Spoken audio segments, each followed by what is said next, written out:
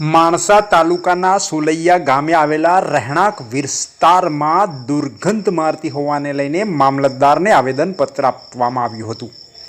મહત્વના સમાચારની વાત કરવામાં આવે તો માણસા તાલુકાના સોલૈયા ગામે આવેલા રહેણાંક વિસ્તારની બાજુમાં પશુ મારણ બાદ નિકાલ માટેનો ચર્મકુંડ તેમજ બહુ મોટી ફેક્ટરીની જગ્યા બીજી જગ્યાએ ફાળવવાની રજૂઆત કરવામાં આવી હતી અને મામલતદાર કચેરીમાં આ અંગે રજૂઆત કરવામાં આવી, જેમાં મામલતદાર કે.આર. ચૌધરીને આવેદનપત્ર આપવામાં આવ્યું હતું।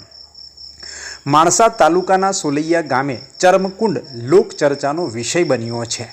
જે તે વખતે સોલૈયા ગામે ગામતળમાં મરેલા પશુઓના નિકાલ માટે ચર્મકુંડની જગ્યા ફાળવવામાં આવી હતી અને તે જગ્યાએ મરેલ પશુઓનો નિકાલ કરવામાં આવતો હતો, પરંતુ આ જગ્યાએ મરેલા પશુનો નિકાલ કરવાની સાથે સાથે હાડકાં એકત્રિત કરી બીજા અન્ય વિસ્તારમાંથી પણ હાડકાં લાવવામાં આવ્યા અને એક મોટી ફેક્ટરી ઊભી કરી દેવામાં આવી છે, જેથી કરીને ખૂબ જ દુર્ગંધ આવે છે।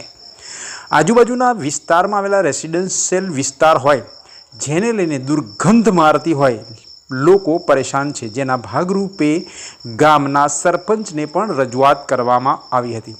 સરપંચ સાથે યુવાનો મહિલાઓ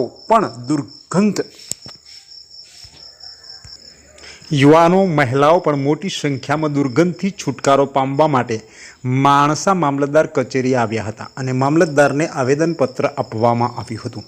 મામલતદારની સાથે કલેક્ટરને પણ માણસામાં આ આવેદનપત્ર આપવામાં આવ્યું હતું।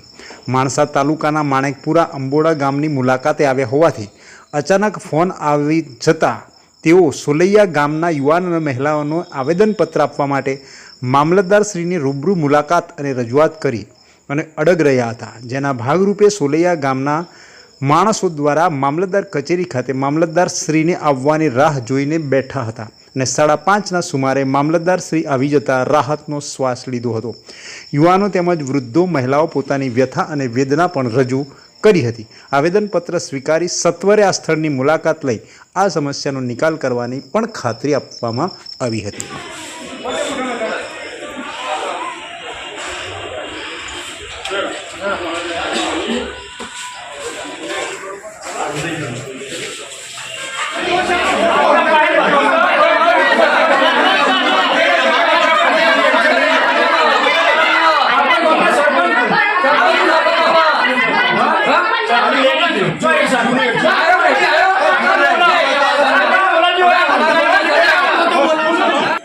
પણ બધાની સહી લઈને મને એક કાર્ડ તમારે અત્યારે આપવાનો, ગમે તે એક જણ આપી જો, બધાની જરૂર નથી, સહીઓ લઈ લેજો બધાની કાર્ડ।